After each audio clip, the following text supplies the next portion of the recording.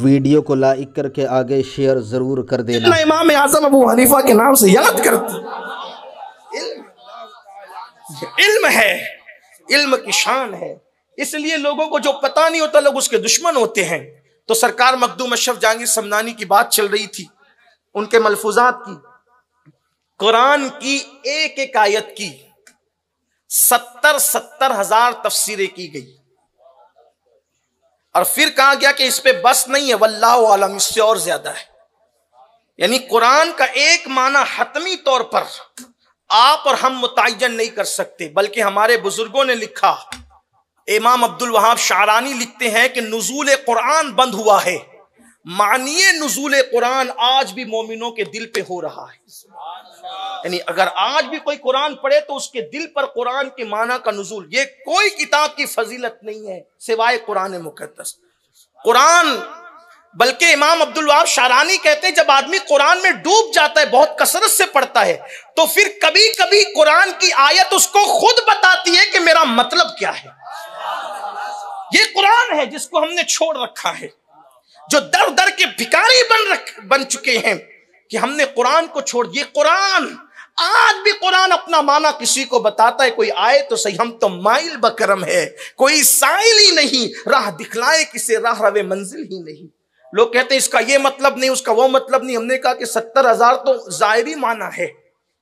अगर वक्त होता तो मैं बताता कि गौस पाक ने तो 70 तफासिर की भी है। मुल्ला अली कारी को उठा करके पढ़े, आपको पता चलेगा कि उन्होंने बताया है। बाज 21 कहते हैं, बाज 70 कहते हैं। बहरहाल तो मखदूम साहब रहमतुल्लाह अलैह अपने मलफूजात में फरमाते हैं, जिसको मौलाना निजामुद्दीन यमनी लिखते हैं, कि कुरान की सूरह नबा की एक आखिरी आयत है। आखिरी आयत ये है, वयक़ूलुल काफिर या लैतनी कुन्तु तुराबा। पढ़ते हैं आप सूरह नबा की आखिरी आयत, वयक़ूलुल काफिर या लैतनी कुन्तु तुराबा, कि उसका मतलब ये हुआ कि उस दिन काफिर कहेंगे, वयक़ूलुल काफिर, उस दिन काफिर कहेंगे, या लैतनी, काश, कुन्तु तुराबा, कि हम मिट्टी हो जाते, क्योंकि तुराब का माना होता है मिट्टी के। अब काफिर उस दिन मिट्टी होने की तमन्ना क्यों करेंगे? क्योंकि उन पर अजाब इतना हो रहा होगा कि काफिर तमन्ना करेंगे कि काश हम मिट्टी हो जाएं। ठीक, वो मिट्टी होने की तमन्ना करेंगे। लेकिन अब चूंकि एक आयत का एक मतलब नहीं है ना, 70 हजार माना है, तो मखदूम साहब अब उसका एक माना बयान करते हैं कि कहते हैं कि काफिर तमन्ना करेंगे कि काश हम तुराब होते या हम तुराब हो जाते। यानी अब मिट्टी का माना नहीं लिया आपने यहां, हालांकि ये माना भी है, ये भी सही है। और जो आप बयान फरमाए, चूंकि जिसका जितना इल्म है, जितना ज़र्फ है, जितना कुरान में डूबा है, गोताजन है, उतनी वो बात करता है। मखदूम साहब क्या फरमा रहे कि काफिर उस दिन, इसका एक मतलब ये भी कि तमन्ना करेंगे कि काश हम तुराब होते। अब ये तुराब होते मतलब वो एक शख्सियत बताना चाहते हैं कि तुराब, वो तुराब बनना चाहते हैं। ये तुराब कौन था? तो अब आप बयान फरमाते हैं, जिसको अपने अल्फाज के जामे में बतौर मफहूम बयान कर रहा हूं। तुराब एक शख्स था, काफिर था। तुराब नाम का एक शख्स था, काफिर था। वो एक रास्ते से जा रहा था, तो उसने जाते हुए देखा कि एक बच्चा है जो इल्म दीन को अपने कलम से लिख रहा है।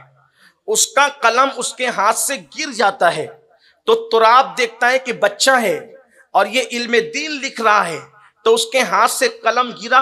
तो तुराब ने सोचा कि ये बच्चा नीचे उतरेगा, इसको जहमत होगी।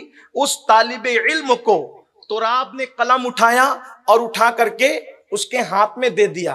खरीद के नहीं दिया, चंदा करके नहीं दिया, किसी से मांग के नहीं दिया। उसी बच्चे का कलम नीचे गिरा, तुराब ने उठा के दे दिया। अब तुराब गया मर, तो कयामत के दिन तुराब जन्नत में जा रहा होगा। मखदूम साहब फरमा रहे कि तुराब नाम का वो शख्स जन्नत में जा रहा होगा, तो उससे पूछा जाएगा, ओ तुराब, तू तो काफिर था, तू ईमान वाला नहीं था, तू हम में से था, तू जन्नत में कैसे जा रहा है? तो तुराब कहेगा कि मैंने मुसलमानों के एक बच्चे को जो इल्म दीन लिख रहा था, उसका गिरा हुआ कलम उसको उठा करके दिया। सिर्फ कलम उठा कर दिया तो मरने से पहले अल्लाह ने मुझे ईमान की दौलत अता की और मरने के बाद अब मुझे जन्नत में दाखिल किया जा रहा है। सिर्फ कलम उठा कर देने की बरकत है कि अल्लाह ने मरने से पहले ईमान दिया, मरने के बाद जन्नत अता की। तो उस दिन काफिर तमन्ना करेंगे, या लैतनी कुन्तु तुराबा, काश के हम भी तुराब होते, किसी इल्म दीन हासिल करने वाले का कलम ही उठाकर उसके हाथ में थमा देते तो आज ये अजाब नहीं होता, हम पर भी इनामात की बारिश हो। सुभान अल्लाह, सुभान अल्लाह। नारे तकबीर, नारे रिसालत, उलमाए अहले सुन्नत, सैयद अमीनुल कादरी साहब किबला। अब आप अंदाजा फरमाए, उसने खरीद के नहीं दिया। अगर कोई बंदा तालिबे इल्म को खरीद कर दे, उसका खर्चा उठा ले, या मदरसे चलाए, या मदरसे बनाए, या मदरसा बनाने चलाने वालों की मदद करे, उनकी इमदाद करे, उनका सपोर्ट करे, इल्म दीन के मामले में लोगों की मदद करे, तो अल्लाह उसको क्या मर्तबा अता फरमाएगा। लेकिन कौम की सोच बड़ी अजीब है।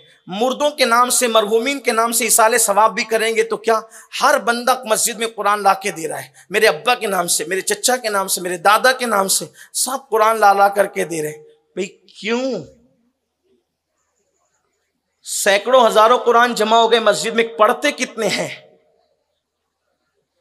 तो क्या ऐसा नहीं हो सकता कि कुरान देने की बजाय आप इसाले सवाब के तौर पर जो मदरसे में किताबें लगती वो दे दे? इसाले सवाब के हवाले से भी हमारा बड़ा अजीब सा तसव्वुर हो गया है। क्या तसव्वुर हो गया है? तसव्वुर ये हो गया है कि हर आदमी कुआं ही खुदवाना चाहता है, क्योंकि उनका कुआं खुदवाने में सवाब है। लेकिन मैं आपसे अर्ज करना चाहता हूं, जिस हदीस से हम कुआं खुदवाने को बताते हैं, साबित करते हैं, अगर उसका इशारतुन नस हम देखें तो हमें तो कुछ और पैगाम मिलता है।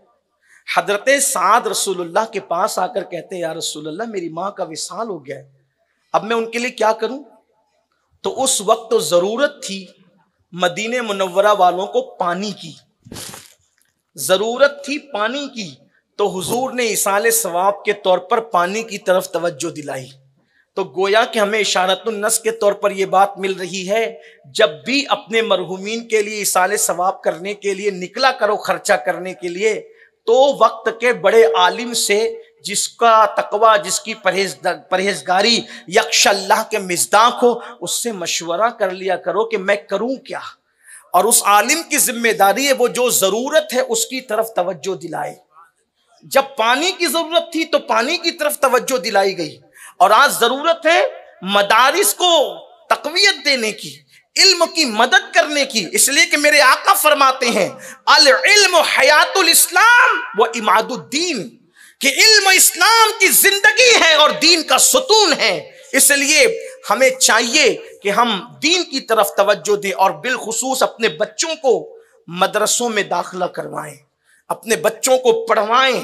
हमारे बच्चों के पास कम से कम इतना इल्म रहना चाहिए कि ईमान क्या है, कुफ्र क्या है, नमाज कैसे पढ़नी चाहिए, गुस्ल कैसे करना चाहिए, क्या बात कहेंगे तो मुसलमान रहेंगे, क्या कहेंगे तो काफिर हो जाएंगे। अगर आज मजहब बदलने की बातें की जा रही है, आज बच्चियां और बच्चे नौजवान इर्तिदाद की तरफ जा रहे हैं, तो उसकी सबसे बड़ी वजह यह है कि हमने अपने बच्चों को मजहब की मालूमात नहीं दी, दीन का इल्म नहीं दिया। इसलिए लोग माज़अल्लाह दूसरों से गुफ्तगू सुन करके गुमराह हो रहे हैं। वरना अपना मजहब इतना खूबसूरत मजहब है, अपना मजहब इतना हसीन मजहब है। आप 3 तलाक को ले लें, इसी तरीके से 4 निकाह को ले लें, इसी तरीके से हलाला जो असल हदीस में जिसका तस्करा है उसको ले लें। आप पढ़ेंगे ना तो आप उसकी हिकमत पढ़ेंगे तो समझ में आएगा कि इस्लाम ने नुकसान नहीं किया, फायदा किया। जैसे 4 बीबियां, आज 4 बीबियां बहुत डिस्कस की जा रही, इस्लाम में 4 का हुक्म है, 4 का हुक्म है। 4 पहली बात तो जाहिलो हुक्म नहीं है, कहते 4 का हुक्म है। अरे हुक्म होता तो निजामिया ऐसा करते, नमाज का हुक्म है, पढ़ रहे हैं ना। हुक्म होता तो मौलाना जिशान ऐसा करते, अल्लामा साहब ऐसा करते। हुक्म है, अल्लाह का हुक्म कौन अमल नहीं करे। मेरे अजीज, हुक्म नहीं है, इजाजत है। हुक्म और इजाजत में फर्क है। हुक्म क्या? मियां साहब ने फरमाया जब तक सलातो सलाम नहीं हो कोई उठकर नहीं जाएगा, ये हुक्म है। मियां साहब कह रहे हैं जलसा देर तक चलेगा, भाई जिसको जाना है जाए, जिसको बैठना है बैठे, इजाजत है ना। तो इजाजत पर अमल करें ना करें। तो पहली बात तो हुक्म नहीं चार की, फिर कहा चार क्यों, चार क्यों, चार क्यों। अब आपको बताता हूं, इस्लाम आज नहीं आया, 1450 साल पहले आया। इल्म नहीं है ना, इसलिए मुजब्जब हो रहे हैं। इल्म नहीं है, कंफ्यूजन का शिकार हैं। इल्म नहीं, अलग अलग बातें कर रहे हैं। अब आप कहेंगे चार की इजाजत क्यों है? तो पहले जिस बैकग्राउंड के अंदर आयत आई मसना व सुलासा व रुबा, कुरान कहते फनकिहू मा ताब लकुम मिनन निसाब मसना व सुलासा व रुबा फइन खिफ्तुम अल्ला तादिलु फवाहिदा, बल्कि फवाहिदा तो ये ताकीद के साथ है, हुक्म है कि नहीं इंसाफ कर सकते तो एक ही करो। लेकिन ये चार की इजाजत भी क्यों है? जिस माहौल के अंदर कुरान की आयत नाजिल हुई उस वक्त तो लोग 100 बीबियां रखते थे, 70 रखते थे, 30 रखते थे। हजरत तशरीफ लाते हैं तो फिर मैं गुफ्तगू नहीं करता हूँ। मैं अक्सर अपने अहबाब से कहता हूँ कि जिनसे सीखते हैं उनको सबक सुनाते हैं, उनके सामने तकरीरें नहीं करते। तो मैं अपनी गुफ्तगू को यही ख़त्म कर देता हूँ बस 2 जुमले पर, ताकि जिस बैकग्राउंड के अंदर ये आयत नाजिल हुई ना, फनकिहू मा ताब लकुम मिनन निसा मसना व सुलासा व रुबा फ़इन खिफ्तुम अल्ला तादिलु फवाहिदा, आप अरब का देखें, हाल देखें, तारीख पढ़ें, किसी की 100 बीबियाँ, किसी की 70 है, किसी की 30 है। इसी तरीके से यानी कि वो कम करते ही नहीं थे। अय्याशी के अंदर अल्लाह अकबर खित्ते अरब में उनकी कोई मिसाल नहीं थी। अगर आप तारीख पढ़ें तो आपको पता चलेगा वो करते क्या क्या थे, लेकिन इस पर कोई बहस नहीं। यहां तक किया कि वो अपने नफ्स पर से इतने मगलूब थे कि उन्होंने सफा मरवा तक पर जिना किया, वहां तक भी नहीं छोड़ा। ये सूरत हाल है।